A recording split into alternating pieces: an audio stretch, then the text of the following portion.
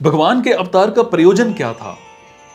भगवान के साधुओं भक्तों की रक्षा करने के लिए, पाप कर्म करने वालों का विनाश करने के लिए और धर्म की भली भांति स्थापना करने के लिए मैं मतलब भगवान युग युग में प्रकट हुआ करता हूं।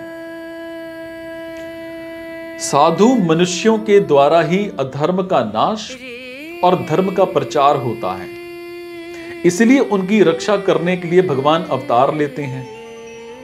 दूसरों का हित करना ही जिनका स्वभाव है और जो भगवान के नाम, रूप, प्रभाव, लीला आदि का श्रद्धा प्रेम पूर्वक स्मरण, कीर्तन आदि करते हैं, ऐसे भगवान के आश्रित भक्तों के लिए यहां साधु नाम पद आया है।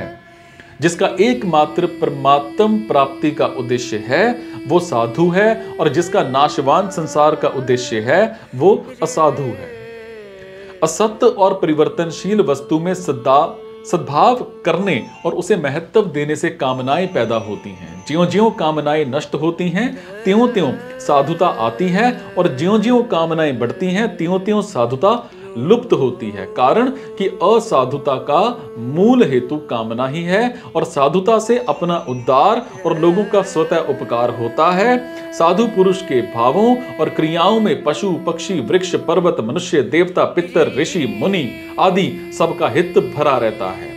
यदि लोग उसके मन के भावों को जान जाएं तो वो उसके चरणों के दास बन जाएं, और इसके विपरीत अगर लोग दुष्ट पुरुष के मन के भावों को जान जाएं तो दिन में कई बार लोगों से उसकी पिटाई हो। यहां शंका हो सकती है कि अगर भगवान साधु पुरुषों की रक्षा किया करते हैं तो फिर संसार में साधु पुरुष जो होते हैं वो दुख पाते हुए क्यों देखे जाते हैं? इसका समाधान ये है कि साधु पुरुषों की रक्षा का मतलब उनके भावों की रक्षा है, शरीर, धन, संपत्ति, मान, बड़ाई आदि की रक्षा नहीं। कारण कि वो इन संसारिक पदार्थों को महत्व नहीं देते। भगवान भी इन वस्तुओं को महत्व नहीं देते, क्योंकि संसारिक पदार्थों को महत्व देने से ही असाधुता पैदा होती है। भक्तों में संसारिक पदार्थों का महत्व उद्देश्य होता ही नहीं, तभी तो वो भक्त हैं। भक्त लोग प्रतिकूलता मतलब दुखदायी परिस्थिति में विशेष प्रसन्न होते हैं, क्योंकि प्रतिकूलता से जितना आध्यात्मिक लाभ होता है उतना किसी दूसरे साधन से नहीं होता। और वास्तव में भक्ति भी प्रतिकूलता में ही बढ़ती है। संसारिक राग आसक्ति से ही पतन होता है और प्रतिकूलता से वो राग टूटता है। इसीलिए भगवान का भक्तों के लिए प्रतिकूलता भेजना भी वास्तव में भक्तों की रक्षा करना है। दुष्ट मनुष्य अधर्म का प्रचार और धर्म का नाश करते हैं, इसलिए उनका विनाश करने के लिए भगवान अवतार लेते हैं। जो मनुष्य कामना के अत्यधिक बढ़ने के कारण झूठ, कपट, छल, बेईमानी आदि दुर्गुण दुराचारों में लगे हुए हैं, जो निरपराध सद्गुण सदाचारी साधुओं पर अत्याचार किया करते हैं, जो दूसरों का अहित करने में ही लगे रहते हैं, जो प्रवृत्ति और निवृत्ति को नहीं जानते, भगवान और वेद शास्त्रों का विरोध करना ही जिनका स्वभाव हो गया है, ऐसे आसुरी संपत्ति में अधिक रचे पचे रहकर वैसा ही बुरा आचरण करने वाले मनुष्यों के लिए ये बातें हैं। भगवान अवतार लेकर ऐसे ही दुष्ट मनुष्यों का विनाश करते हैं। शंका क्या है? भगवान तो सब प्राणियों में सम है और उनका कोई वैरी नहीं है, फिर वो दुष्टों का विनाश क्यों करते हैं? इसका समाधान है कि संपूर्ण प्राणियों के परम सुहृद होने से भगवान का कोई वैरी नहीं है, परंतु जो मनुष्य भक्तों का अपराध करता है वो भगवान का वैरी होता है। और भगवान का नाम भक्तिमान होता है। सो भक्तों को कष्ट देने वाले दुष्टों का विनाश भगवान खुद करते हैं। पाप का विनाश भक्त करते हैं और पापी का विनाश भगवान करते हैं। साधुओं का परित्राण करने में भगवान की जितनी कृपा है उतनी ही कृपा दुष्टों का विनाश करने में भी है। विनाश करके भगवान उन्हें शुद्ध और पवित्र बनाते हैं। संत महात्मा धर्म की स्थापना तो करते हैं, पर दुष्टों के विनाश का कार्य वो नहीं करते। दुष्टों का विनाश करने का कार्य भगवान अपने हाथ में रखते हैं। जैसे साधारण मलहम पट्टी करने का काम तो कंपाउंडर करता है, पर बड़ा ऑपरेशन करने का काम सिविल सर्जन खुद करता है, दूसरा नहीं। माता और पिता दोनों समान रूप से बालक का हित चाहते हैं। बालक पढ़ाई नहीं करता, उद्दंडता करता है, तो उसको माता भी समझाती है और पिता भी समझाते हैं। बालक अपनी उद्दंडता ना छोड़े तो पिता उसे मारते पीटते हैं, परंतु बालक जब घबरा जाता है तब माता पिता को मारने पीटने से रोकती है। माता पिता को मारने पीटने से रोकती है। हालांकि माता पतिव्रता है, पति का अनुसरण करना उसका धर्म है, फिर भी इसका ये अर्थ नहीं कि पति बालक को मारे तो वो भी साथ में मारने लग जाए। अगर वो ऐसा करे तो बालक बेचारा कहां जाएगा, और बालक की रक्षा करने में उसका पतिव्रत धर्म नष्ट नहीं होता। कारण कि वास्तव में पिता भी बालक को मारना पीटना नहीं चाहते, हालांकि उसके दुर्गुण दुराचारों को दूर करना चाहते हैं। इसी तरह भगवान पिता के समान हैं और उनके भक्त माता के समान हैं। भगवान और संत महात्मा मनुष्यों को समझाते हैं, फिर भी मनुष्य अपनी दुष्टता ना छोड़े तो उनका विनाश करने के लिए भगवान को अवतार लेकर खुद आना पड़ता है। अगर वो अपनी दुष्टता छोड़ दे तो उन्हें मारने की जरूरत ही ना रहे।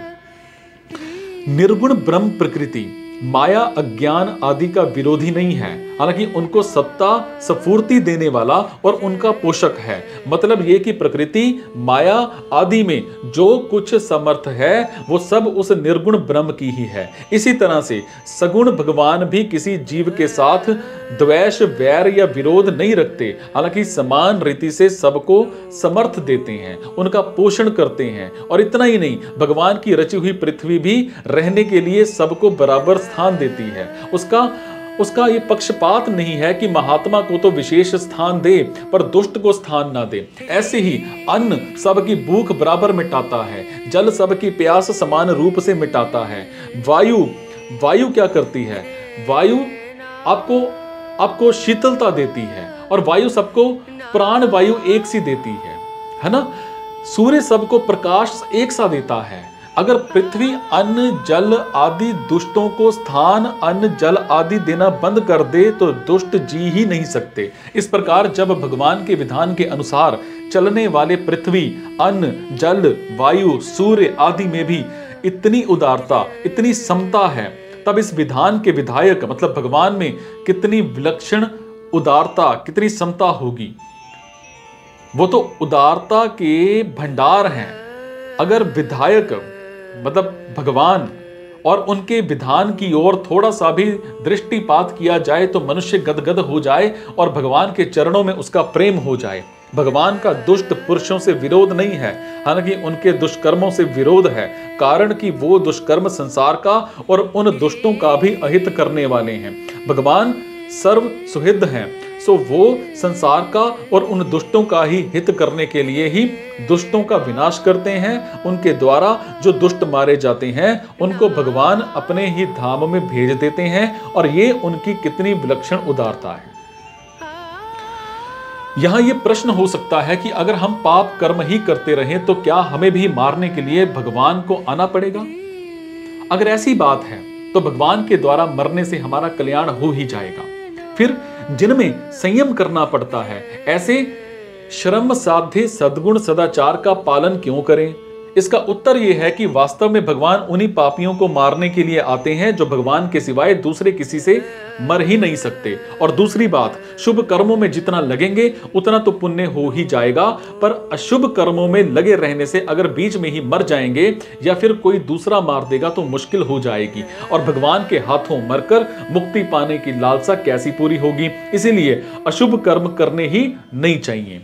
निष्काम भाव का उपदेश आदेश और प्रचार ही धर्म की स्थापना है, कारण कि निष्काम भाव की कमी से और असत्य वस्तु को सत्ता देकर उसे महत्व देने से ही अधर्म बढ़ता है, जिससे मनुष्य दुष्ट स्वभाव वाले हो जाते हैं। और इसीलिए भगवान अवतार लेकर आचरण के द्वारा निष्काम भाव का प्रचार करते हैं, और निष्काम भाव के प्रचार से धर्म की स्थापना खुद हो जाती है।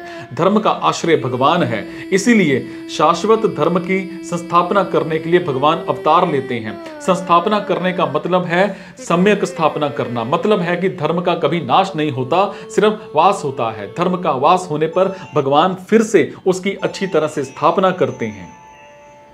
जरूरत पड़ने पर भगवान हर एक युग में अवतार लेते हैं। एक युग में भी जितनी बार जरूरत पड़ती है उतनी बार भगवान अवतार लेते हैं। कारक पुरुष और संत महात्माओं के रूप में भी भगवान का अवतार हुआ करता है। भगवान और कारक पुरुष का अवतार तो नैमित्तिक है, पर संत महात्माओं का अवतार नित्य माना गया है। यहां शंका होती है कि भगवान तो सर्वसमर्थ हैं, फिर संतों की रक्षा करना, दुष्टों का विनाश करना और धर्म की स्थापना करना, ये काम क्या वो अवतार लिए बिना नहीं कर सकते? ये काम क्या वो अवतार लिए बिना नहीं कर सकते? इसका समाधान ये है कि भगवान अवतार लिए बिना ये काम नहीं कर सकते, ऐसी बात नहीं है। फिर भी भगवान अवतार लिए बिना अनायास ही ये सब कुछ कर सकते हैं और करते भी रहते हैं। फिर भी जीवों पर विशेष कृपा करके उनका कुछ और हित करने के लिए भगवान खुद अवतीर्ण होते हैं। अवतार काल में भगवान के दर्शन, स्पर्श, वार्तालाप आदि से, भविष्य में उनकी दिव्य लीलाओं के श्रवण, चिंतन और ध्यान से और उनके उपदेशों के अनुसार आचरण करने से लोगों का सहज ही उद्धार हो जाता है और इस प्रकार लोगों का सदा उद्धार होता ही रहे, ऐसी एक रीति भगवान अवतार लेकर ही चलाते हैं। और भगवान के कई ऐसे प्रेमी भक्त होते हैं जो भगवान के साथ खेलना चाहते हैं, उनके साथ रहना चाहते हैं, उनकी इच्छा पूरी करने के लिए भी भगवान अवतार लेते हैं और उनके सामने आकर उनके समान बनकर खेलते हैं। जिस युग में जितना काम